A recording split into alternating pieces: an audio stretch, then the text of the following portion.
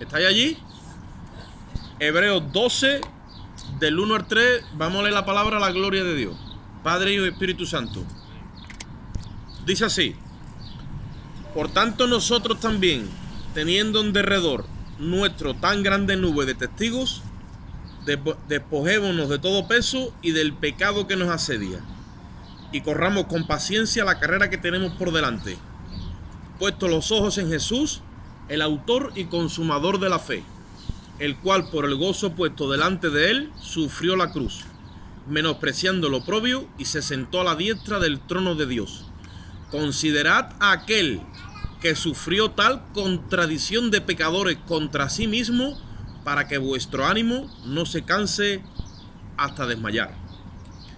Bendecida está la palabra del Señor. Gloria a Dios. Tengo un pensamiento en mi corazón que simplemente lo quiero compartir hasta donde Dios me dé su forma de desarrollarlo, y es este. Nos va a coger mucho tiempo y nos está cogiendo tiempo en entender, porque entender para nosotros no es lo mismo que entender para Dios. Hay un versículo que dice en el Salmo 32:8, dice: te haré entender y te enseñaré el camino en el que debes andar, sobre ti fijaré mis ojos. Nuestro entendimiento está por naturaleza está muy lejos del patrón del entendimiento de Dios. Entonces Dios nos tiene que enseñar a entender su diseño y su propósito. No se asimila tan fácil. Entonces, yo quiero compartiros acerca de asimilar o entender. Asimilar, oye esto, asimilar, recibir y entender esto: la oposición y el sufrimiento en tu vida cuando hay un propósito de Dios de por medio.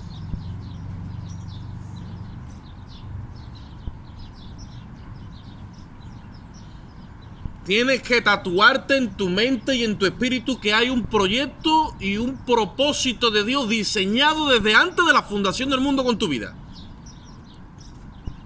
Y tienes que alinear cada cosa que te pasa a ese propósito y a ese diseño que Dios se ha trazado contigo desde antes de que empezara este mundo, para recibir y asimilar toda la oposición que tienes en tu vida y el sufrimiento que tú no llegas a entender.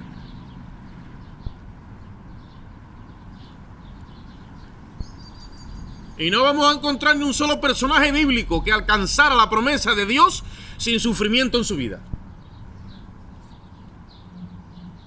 Ahora, si yo te pregunto, te digo, ¿cuántos quieren sufrimiento? Levanta la mano. Nadie la levanta. ¿A cuánto le gusta? A nadie le gusta.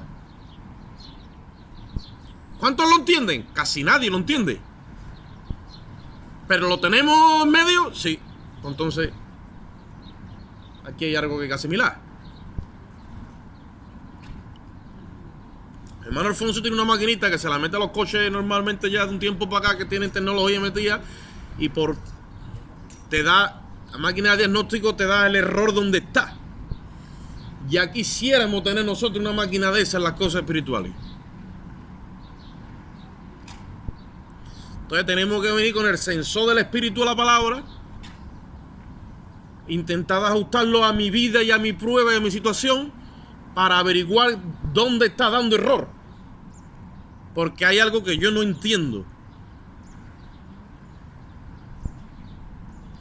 La palabra de Dios nos alienta, nos exhorta, nos anima a que miremos la vida de hombres y mujeres que pasaron antes que nosotros por este mismo camino. Y cuando el escritor de Hebreos está diciendo que mires a Jesús, dice: considera a Jesús. Y ahora te está hablando de Jesús humanamente hablando, porque Cristo es Dios encarnado, ya todos lo sabemos, manifestado en carne. El verbo eterno se hizo carne en la persona de Jesús de Nazaret, pero él humanamente hablando tenía una comisión y un propósito de parte de Dios. ¿Ustedes creen que Jesús tuvo oposición en su vida?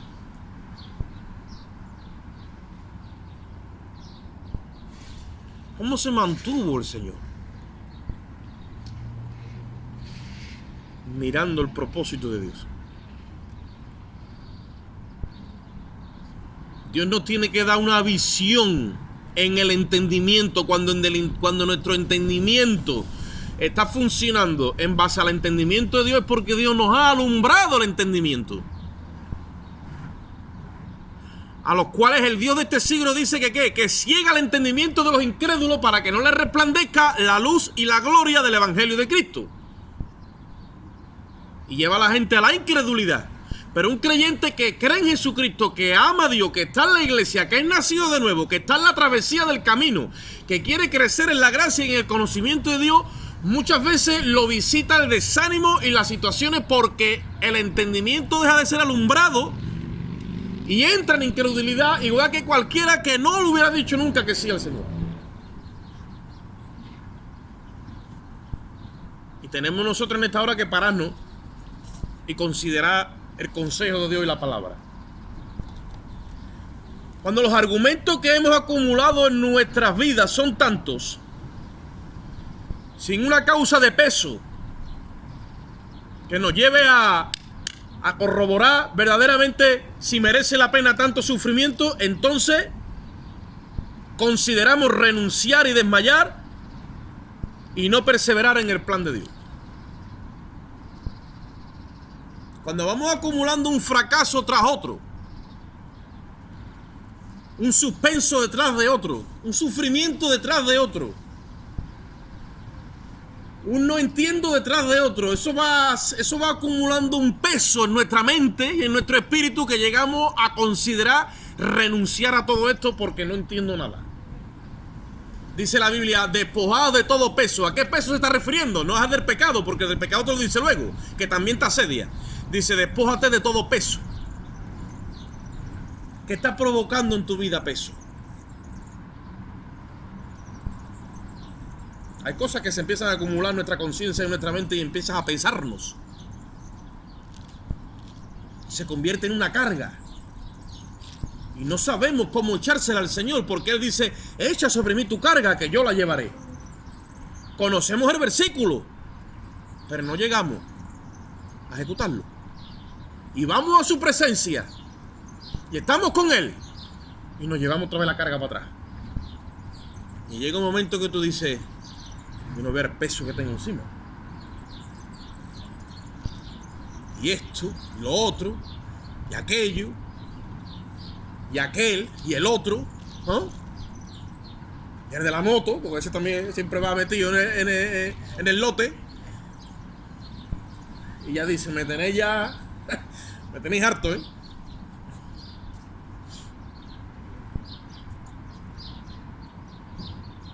Como dijo uno que se metió en un llamado de Dios, empezaron a agobiarlo en el altar y dice, yo dejarme que me lío aquí a matar con todo el mundo, ¿eh?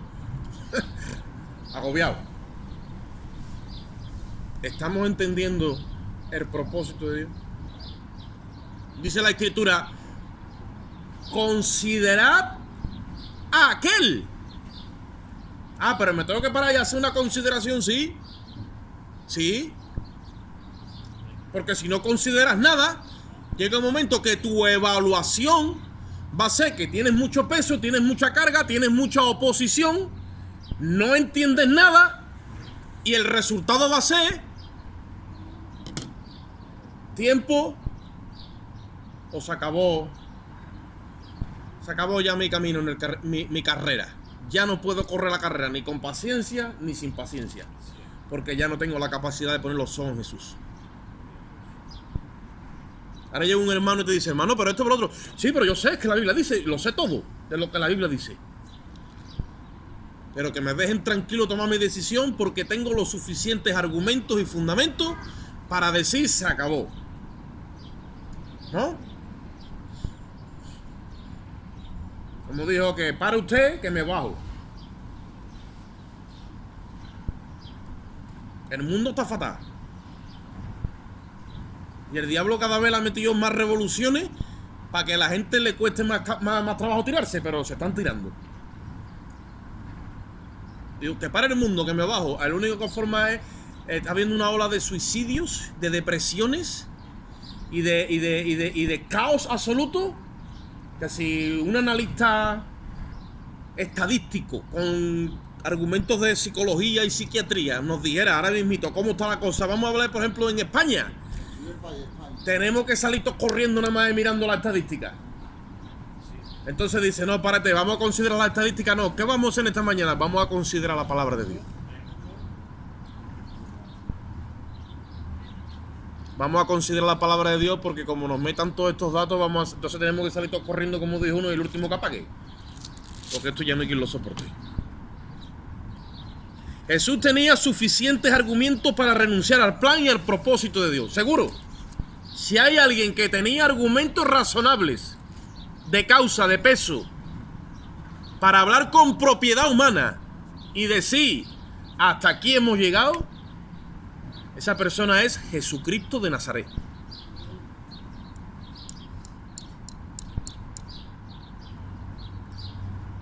Y dice la Biblia que como cordero que es llevado al matadero, no abrió su boca y enmudeció.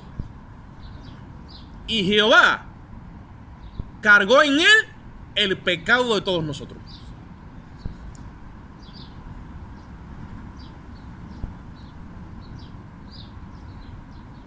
El diablo ha conseguido a través de la idolatría embrutecer al hombre de tal manera que si esta semana nosotros miramos para atrás, vemos a la gente que está subida de tono y de euforia porque 2 años sin supuesta Semana Santa por causa del COVID, ahora han sacado a sus Cristos y a sus vírgenes con una gana y con una intensidad y con una alegría impresionante, y han llevado a Jesús crucificado en hombro, y al final les haces una pregunta para que te respondan con cordura y nadie te puede responder con cordura. ¿Qué significa todo eso?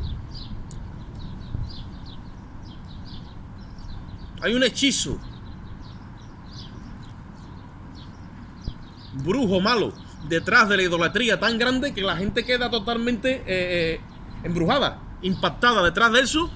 Cuando tú le preguntas poquito, que te digan algo que tenga sentido, nadie te puede decir algo que tenga sentido. Y tienen el nombre de Jesús de por medio, tienen el nombre de Dios de por medio, tienen la Biblia, tienen todo, y el Dios de este siglo les ha cegado el entendimiento para que no le resplandezca la luz del Evangelio. ¿Cómo un incrédulo va a celebrar a Jesucristo, su crucifixión y su resurrección, si no ha creído? El diablo ha conseguido que los incrédulos celebren a Cristo. Y Dios todavía no puede conseguir que la iglesia celebre a Cristo. Que el mundo en su tiniebla celebra a Cristo, y que la luz en su luz, y que la iglesia en su luz no puede celebrar la victoria que tenemos por medio de los méritos de Cristo. Si alguien tenía fundamento, lo repito, ese es Cristo, angustiado, afligido, una contradicción de pecadores contra sí mismo, sufrió la traición. ¿Y cuántas cosas no sufrió para decir, yo no merezco esto y yo no voy a tirar para adelante? Yo estaba ya con unos hermanos y yo les decía, tengo una situación personal que estoy siempre analizando delante de Dios, y cómo era la fe de la iglesia del primer siglo. Gente que sufrió la expropiación de sus bienes, de sus casas, de sus terrenos, de todas las cosas que tenía. Dice que la sufrieron con gozo, dice el libro de los Hebreos, por causa de Jesucristo.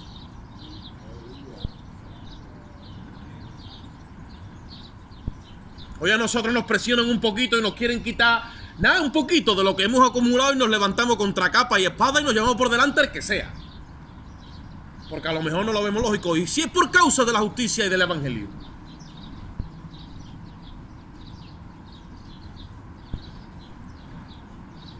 Hoy nos traiciona una persona y a la primera de cambio la hacemos así, no le damos otra vez nuestra confianza.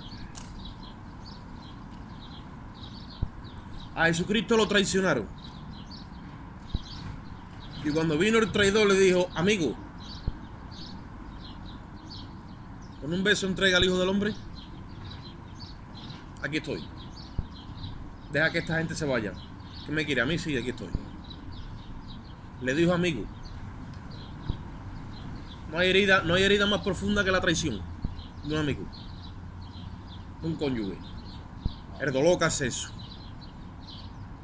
Jesucristo sabe lo que es eso.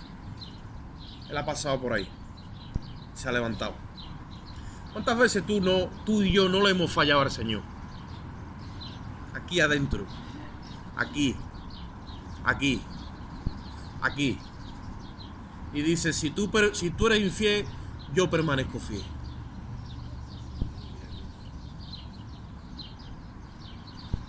Nos tiene grabado en las palmas de sus manos. Ha hecho un contrato que es irreversible, es irrevocable. Nos ha jurado amor eterno. El profeta Jeremías dice: con amor eterno te he amado, por lo tanto te prolongué mi misericordia. ¿Hay algún amor que sea más profundo que ese? No lo hay. Y muchas veces nosotros, en medio de la prueba, de la presión, del agobio, de la oscuridad, no tenemos la capacidad de considerar todas esas cosas. Y tomamos una decisión en caliente y rápido. Porque nos domina lo impulsivo. Dios va a controlar tus impulsos. Y otra cosa te voy a decir: a partir de ahora, cuando tengas que reaccionar y no puedas controlar tus impulsos, reacciona, pero no tome ninguna decisión, porque no va a ser la correcta. Lo que te queda va a ser pedir perdón por tu impulso, humillarte y seguir en el camino.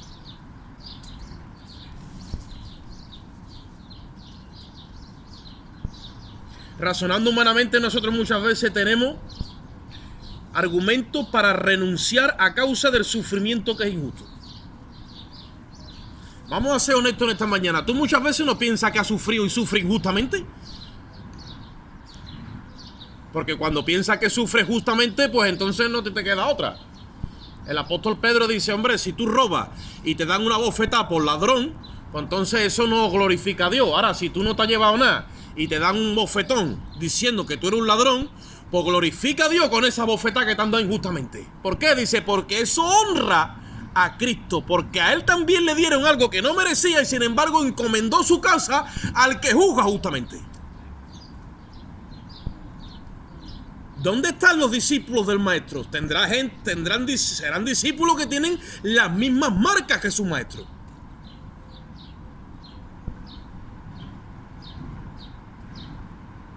La iglesia ha ido perdiendo la imagen del maestro.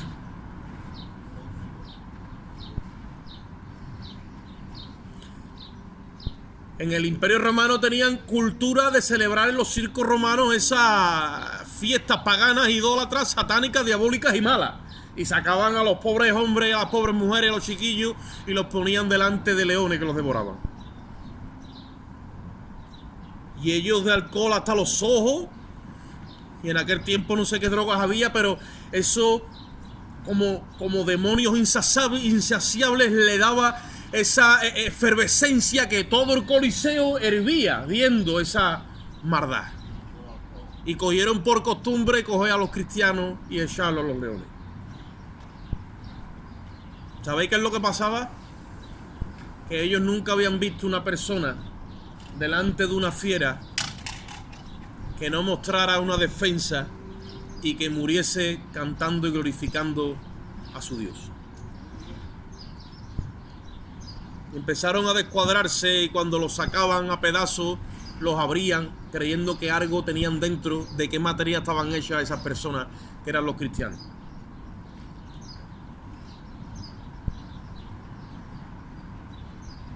Ahí está la historia de la Inquisición en España, ahí está el cristianismo a través de los siglos. Son libros que hay hombres que han estudiado y lo han registrado. Le dijeron a Policarpo, que fue un discípulo directo de Juan: niega a tu Dios. Y lo tenían arriba de un precipicio para tirarlo para abajo. Y él dijo: 87 años le he servido y nunca me ha hecho mal, y lo voy a negar yo. Y lo tiraron a un precipicio y lo mataron abajo a palo. Pero claro, eso era la iglesia apostólica primitiva. Ellos consideraban a su maestro. Si tenían situaciones para decir que malamente lo estoy pasando, había algo que era todavía más poderoso en sus vidas. Y era que consideraban a aquel que sufrió tal contradicción de pecadores contra sí mismo, dice, para que vuestro ánimo no se canse hasta desmayar. Hoy una palabra de moda en las personas y en la iglesia es: estoy desanimado. Desanimado. Estoy desalentado. El desaliento, eso es terrible. Se te mete, tú dices: Dios mío, ¿qué es esto? Jesús, por el gozo puesto delante de él, que significa que Dios le dio visión, dice que sufrió la cruz. Él tenía delante el Calvario, pero dice la Biblia que Dios puso un gozo delante de él. Él no veía la cruz. Él veía tu alma y la mía siendo libre de la sentencia de nuestros pecados, y eso para él fue un gozo que lo llevó a considerar que eso era más grande que el sufrimiento de la cruz.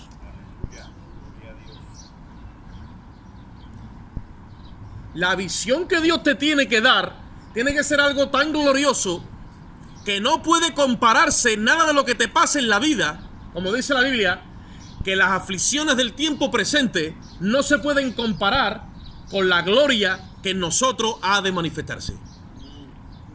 No son comparables. Tenemos que echar en balanza todo eso. Y nosotros somos muy dados, porque la sociedad del siglo XXI es muy corta de vista y lo único que quiere vivir es el presente, la materia, el momento.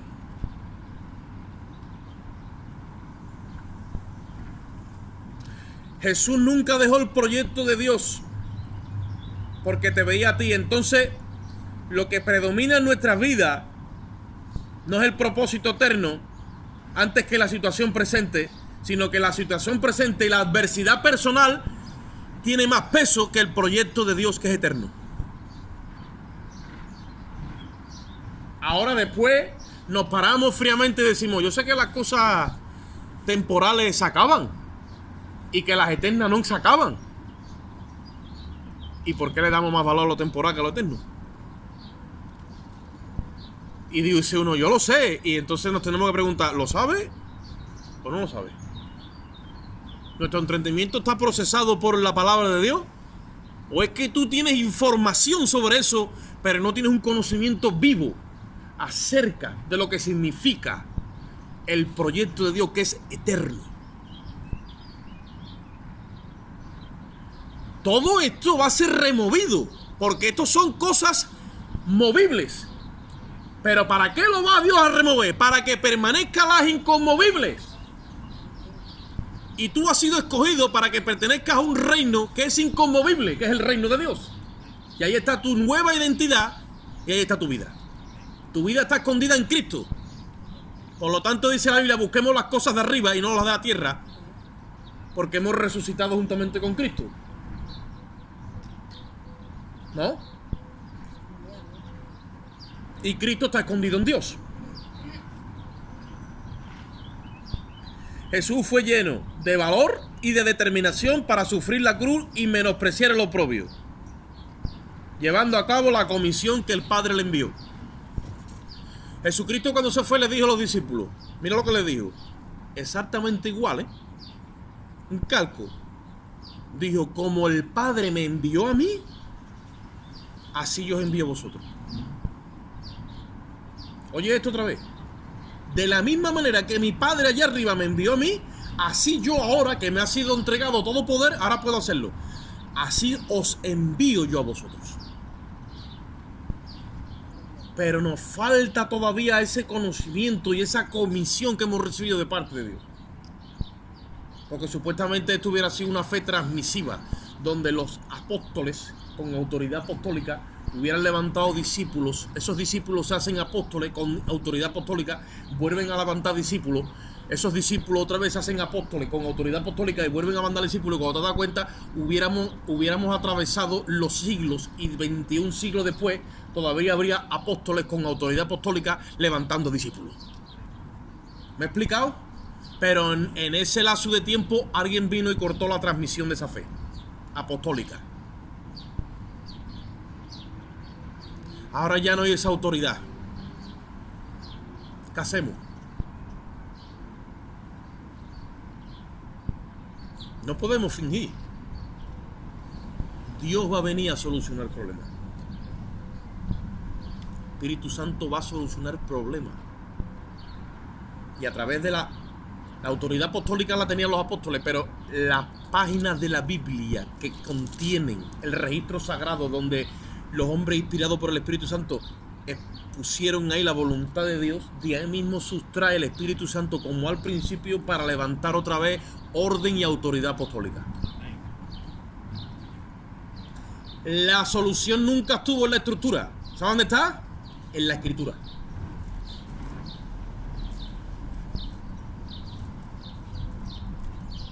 Porque la justicia de Dios se revela por fe y para fe, como está escrito en el Evangelio. El justo por su fe vivirá.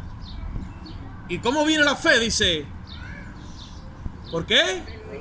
¿El oír el qué? Ahí está. Ahí está Dios. Ahí está metido. Pero eso no es tinta, eso es espíritu. Y cuando contacta con tu espíritu, entonces que recibe toda la herencia que Dios tiene para ti.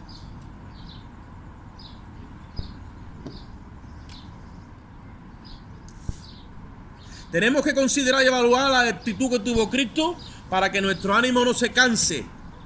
¿Tú sabes que tu ánimo se cansa? Y que eso es una táctica que tiene Satanás para desgastarte. Puede tocar muchas veces tu enfermedad, tu cuerpo con enfermedad. Puede tocar tu economía. Puede tocar cosas que tú dices, hasta aquí resisto, pero como toque el ánimo y lo logre derribar y se te meta el desánimo, Dios mío, ahí empieza un desgaste que tú no puedes frenar. Y en 0, así, y te deja seco, pero como una mojama. Y tú dices, ¿y ahora para dónde cojo?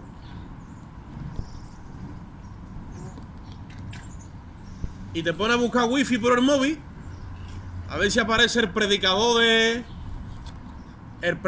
asistencia en carretera, porque me he quedado más tirado que una colilla. Y cada uno con su retaíla, pero tú no hay quien te saque de... Y acaba uno con las 4 ruedas pinchadas y con menos luces que en la vela de mi barrio. ¿Cuándo empezó? Ahora, la tentación de cancelar el propósito de Dios en el servicio y la entrega a Dios y su obra aparece cuando no vemos los resultados esperados. Siempre está eso continuamente ahí. ¿Sí o no? Cuando tú esperas algo de parte de Dios, que pase algo, o tienes alguna expectativa que te la has creado tú a lo mejor, o tú estás ahí y de momento no se da nada, ni aparece nada, está todo seco, todo desierto, pura soledad.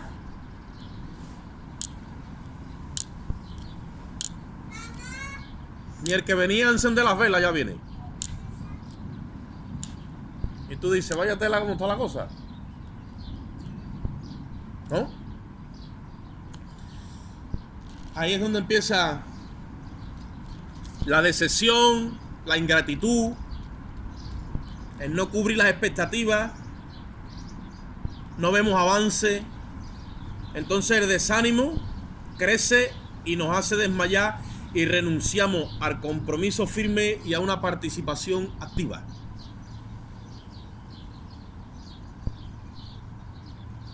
La escritura, voy a pedir un momentito que me den un poquito más de tiempo, que vengáis a Primera de Reyes, por favor.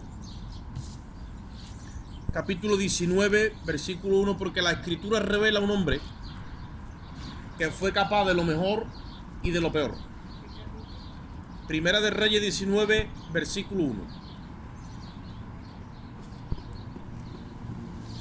Un hombre preparado por Dios para hacer muchas cosas, pero Dios no pudo depurar su doble ánimo. El profeta Elías. Primera de Reyes, capítulo 19.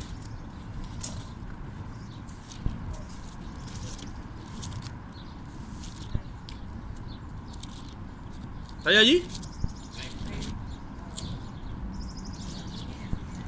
Ustedes conocen la historia de Elías, ¿verdad? Vamos a ver un poquito, un cachito nomás de la vida de Elías en el momento que acaba de tener una victoria impresionante sobre Jezabel, Acaz, 850 profetas paganos mentirosos. Solucionó un problema de sequía, solucionó un problema de economía. El hombre de Dios de fuego, que Elías pedía fuego del cielo y bajaba fuego del cielo, a la petición de Elías, y quemaba a las personas. Un hombre que con efervescencia oraba y el cielo escuchaba, y depende de lo que pedía, se cumplía. Y vamos a ver luego de toda esa gran victoria la vida de Elías. Primera de Reyes, capítulo 19, versículo 1. Acab dijo a Jezabel la nueva de todo lo que Elías había hecho y de cómo había matado a espada a todos los profetas. Entonces envió Jezabel a Elías un mensajero diciendo: así me hagan los dioses y aún me añadan, si mañana a estas horas no he puesto tu persona como la de uno de ellos. Y viendo pues el peligro, que se levantó y se fue. ¿A dónde dice que se fue? Jesucristo dijo: el que quiera salvar su vida, la perderá. El que la pierda por causa de mí, es el que la vaya. Versículo dice: y vino a Berseba, versículo 3, que está en Judá, y dejó allí a su criado. Y versículo 4, oye esto, dice: y él se fue por el desierto, un día de camino andando por el desierto, y se sentó debajo de un enebro, y deseando morirse, dijo: basta ya, oh Jehová, quítame la vida, pues yo no soy mejor que mis padres.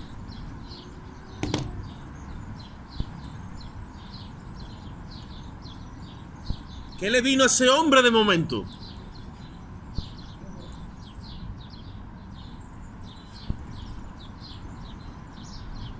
¿Tiene eso lógica? No la tiene. Entonces las cosas, cuando no tienen lógica, tenemos que analizar por el espíritu que hay algo espiritual muy fuerte operando en su espíritu, algo superior. ¿Y qué es lo que atacó? Su ánimo. Por eso dice el escritor de Hebreo: considera a Cristo, considera a Jesús, para que tu ánimo no se canse. ¿Hasta qué? Hasta que desmayes. Vemos la vida de un hombre que estuvo en lo más alto de Israel, hasta que llegó un momento en su vida en pleno éxito, oye la voz de una amenaza de una mujer y viene un espíritu de miedo y toma su ánimo y lo reduce a un cachito pan.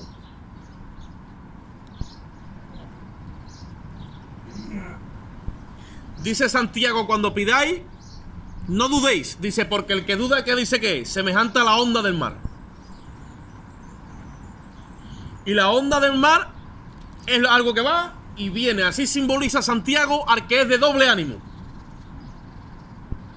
¿Sí o no? Hoy tiene fe y pide y alcanza y arrebata y es bendecido. Mañana, por causa de la duda, en vez de estar allí, igual que la onda del mar, ¿cómo está mañana? Aquí. No tiene capacidad ni tiene fe para clamar, para alcanzar, para arrebatar. Y la misma persona en su doble ánimo hoy conquista y mañana está en derrota. Y a la mente de Dios eso no le encaja. Dios quiere traer una regularidad y un equilibrio en el corazón del discípulo y de la iglesia y del creyente. Y Elías fue capaz de lo mejor y también de lo peor. Porque el doble ánimo no fue purificado en la obra, oye esto, óyelo, en la obra de la paciencia. ¿Os acordáis cuando hablamos de la epístola de Santiago? Amados míos, tened por sumo gozo cuando os halléis en diversas pruebas. Dice que, sabiendo que la prueba de tu fe produce, mas tenga la paciencia completa. para que seáis perfectos y cabales sin que os falte.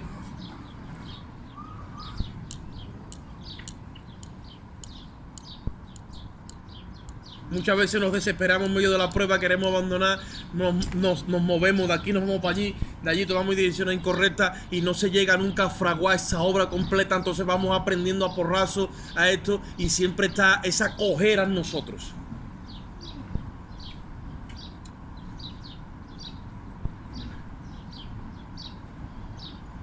Elías era ese hombre. Dios coge y dice, te voy a formar, pero te voy a tener en corto. Porque como te dé más tregua de la de eso, te me descuadra. Entonces lo lleva a un arroyo y le dice, no te muevas de aquí, que yo te voy a alimentar. ¿Y de dónde bebo? Dice, del arroyo. ¿Y qué como? Dice, yo te voy a mandar los cuervos que te manden pan y carne por la mañana y pan y carne por la tarde. Y ahí tienes tú a un hombre que está hecho a buscarse la vida rápido y veloz, porque es un hombre que está puesto en las cosas del mundo, y de momento Dios le quita todo del medio y lo mete en un desierto y te dice, ahora te voy a sostener yo. Y vas a beber del arroyo, no de macesa ni jarafesa, del arroyo y pan y carne por la mañana y por la tarde también, y te la van a traer los cuervos. Y tú dices, los cuervos, pero si esa gente no le dan de comer ni a los hijos cuando llegue el momento, pues esa gente voy a usar yo. Y ahí tienes a un hombre ahora aprisionado, siendo formado por la travesía de Dios, sin poder ejecutar lo que él quiere ser siempre, que es buscarse la vida a su forma y a su manera, sujeto para que la paciencia tenga su obra completa.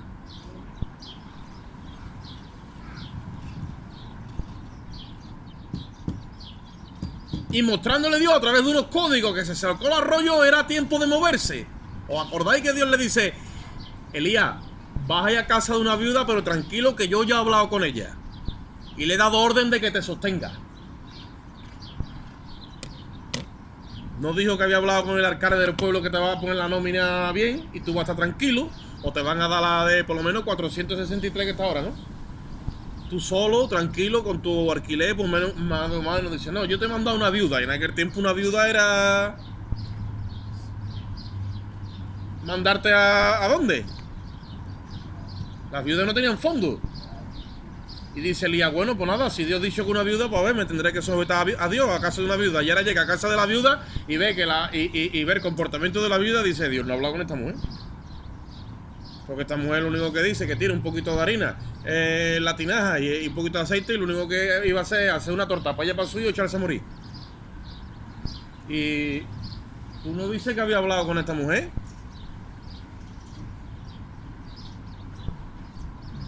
¿Qué pasa? ¿Se ha equivocado Dios? Señor, tú no dijiste que me ibas a sostener. ¿Por qué estoy pasando necesidad? No me cuadra. Yo te voy a sostener. Entonces, ¿por qué no se dan las cosas? Tira para adelante y échale fe. Y le dice Elías a la viuda, esa torta que te vas a comer, mira cómo ya empieza a ejecutar la voluntad de Dios con una persona que dice Dios que le ha hablado, pero al parecer dice Dios que esa torta, que es tu última torta, que me la dé a mí. Dios no le había dado orden a la viuda. La viuda va a ser también procesada por el profeta. Dice, tú me la das a mí, pon primero a Dios y el reino de los cielos y su justicia, y entonces todo lo que tú dices que te está faltando te va a llegar como un añadido. Pon primero a Dios. Y la viuda ejecutó fe. Y era una viuda que dice la Biblia que era de Sarepta de Sidón. O sea, no era ni judía, ni israelita, ni tenía por qué honrar a Dios, ni glorificar al Dios de Israel. Ella estaba allí en su mundo pagano. En Sidón estaban sus dioses, sus sacerdotes, los sidonios. Y esta mujer, lo poquito que tenía, se lo dio el profeta. Y ahí llegó Elías con su pedazo de musculatura, se comió la torta. Y yo veo a esa mujer diciendo, tú verás que encima de cómo estoy, a mí lo que me hacía falta es que llegue se lleve el último bocadillo y me lleve aquí ya a morir en la amargura. Y le dice el profeta, mete la mano en la tinaja. Y cuando metió la mano en la tinaja, había poder de Dios. Había harina, que antes no había. Y metió la mano en la vasija y ¿qué pasa? Había aceite. Y Dios le dijo a Elías, ¿no te dije que yo le había dado orden a una viuda? La orden le llegó a la viuda cuando Elías obedeció la voluntad de Dios.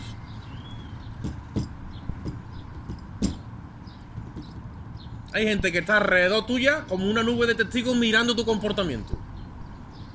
Y te ve que tú en medio de la prueba te cansas hasta desmayar, te debilitas y entrega el proyecto de Dios. Y ellos al revés están esperando que tú pongas primero a Dios, el reino de los cielos y su justicia. Y cuando ellos vean eso, seguro que todo lo que te falta, Dios los usa a ellos para proveerte a ti.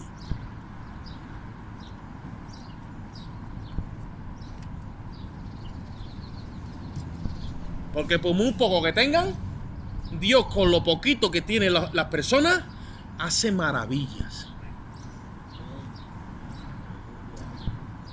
Estaba Jesús en el campo con una multitud de 5.000 personas y dice, ¿y ahora qué hago yo con esta gente? Y dice un niño, yo tengo 5 panes y 2 peces. Dice, trae para acá.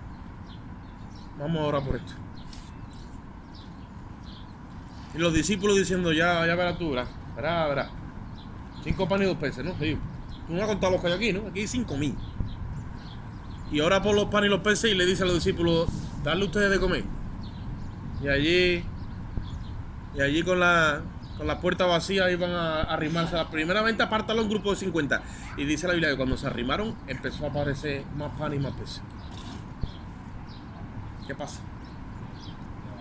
Hasta que comieron, dice, se saciaron y dice, y después recoger lo que ha sobrado. Para que no se olvide. Que Dios siempre es mucho más abundante de lo que pedimos y entendemos. Dios no falla, hermano.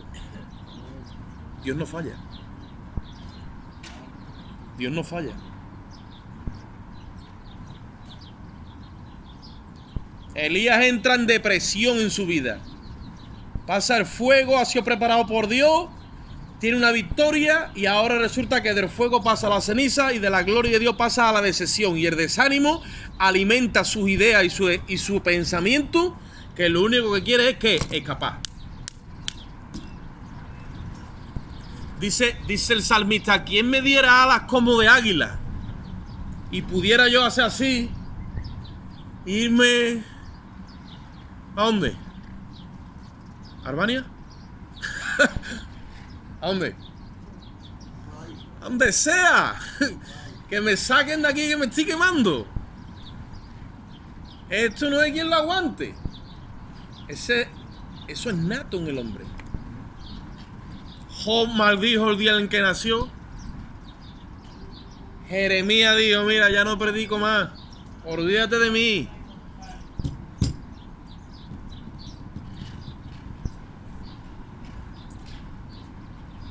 Deseo de escapismo. Viendo el resultado de un gran avivamiento después de aquella victoria, se le vino el mundo encima. Y empezó a andar un día entero de desierto, llegó, vio un enebro, salió con un enebro, ¿no? Bueno, una matita y se sentó debajo del enebro y dice, imagínate lo que tendría arriba metido, dice, y deseaba morirse y le decía a Dios, quítame la vida. ¿Dónde estás tú y dónde estoy yo? ¿Debajo del enebro? ¿En la cueva? ¿O en el campo de batalla?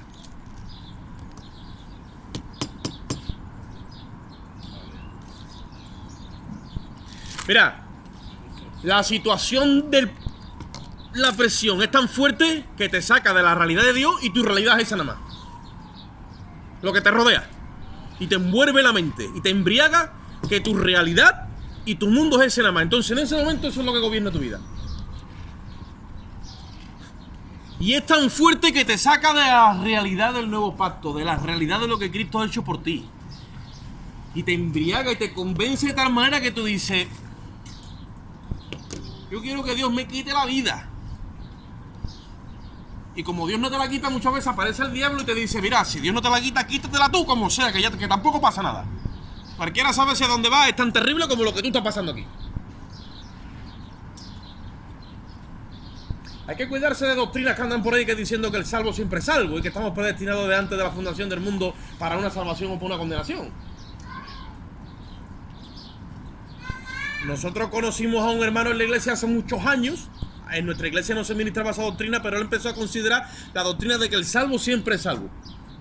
Y empezó a entrar unas presiones en su vida tan fuertes que después al tiempo nos enteramos que se suicidó. Pero estaba convencido de que la salvación no podía perderla, ni incluso en el suicidio, cuando Apocalipsis dice que los suicidas no entrarán en el reino de los cielos. ¿Qué clase de presión sufre el creyente cuando está ya en esos límites? Te saca de la realidad del propósito eterno, intensifica la aflicción y la realidad del presente y te hace desear la misma muerte. Se pierde el entusiasmo y el suicidio es un escape para enfrentar la realidad presente por la oscuridad que hay del futuro. Nos borra toda la identidad de Cristo y lo que hemos recibido en el nuevo pacto. El enemigo no tiene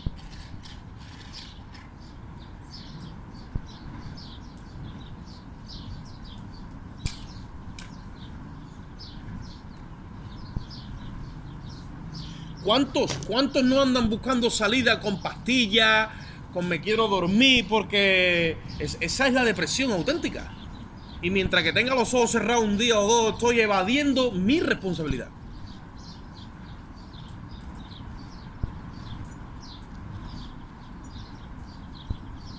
A lo mejor da la impresión de que yo estoy hablando esto porque toca, porque más o menos tengo que decirlo, pero fíjense una cosa. Yo conozco bien cerca esas intenciones, incluso las he ejecutado.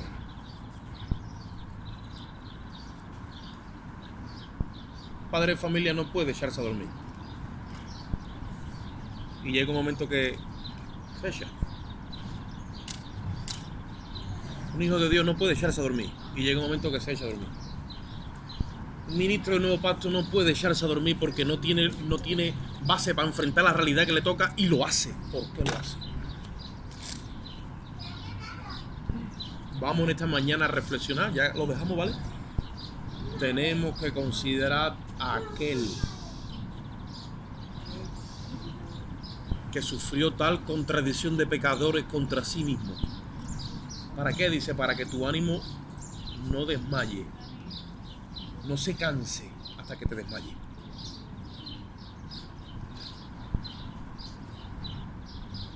Si hay algo que el enemigo ataca es el ánimo. Y es espiritual. Viene con su amigo desaliento. Después viene el amigo opresión. Después de la opresión viene la depresión. Después ya te tiene preparada la caja de pino con su correspondiente corona. Ahí se tiene que levantar el creyente y decir, de ninguna cosa hago caso, ni estimo preciosa mi vida, con tal que acabe mi carrera, y alcance el propósito con el cual Dios me llamó. Vamos a hacer una oración. Padre, te damos gracias en este momento por tu infinito amor y tu misericordia. Yo te ruego que esta palabra, Dios mío, de alguna forma extensa tú la impregnes en nuestros corazones por tu espíritu y nos haga reflexionar, Dios mío. Alimenta nuestro ánimo con el fuego de tu espíritu y danos desarrollo dentro, Dios mío. Danos cavidad dentro, Padre, almacena agua viva. Y que este pacto, Dios mío, de la gracia, este pacto eterno, Dios mío, alumbre e ilumine nuestra mente y nuestro corazón diariamente, Señor, para que podamos verdaderamente correr la carrera con paciencia y despojarnos de todo peso y del pecado que nos asedia, Señor. Ahora salimos de este lugar, pero no de tu presencia, porque tú moras en nosotros y nosotros moramos en ti. Salimos con tu amor, la gracia de Cristo y la comunión y la dirección de tu Espíritu Santo. Y el pueblo de Dios dice, saludado.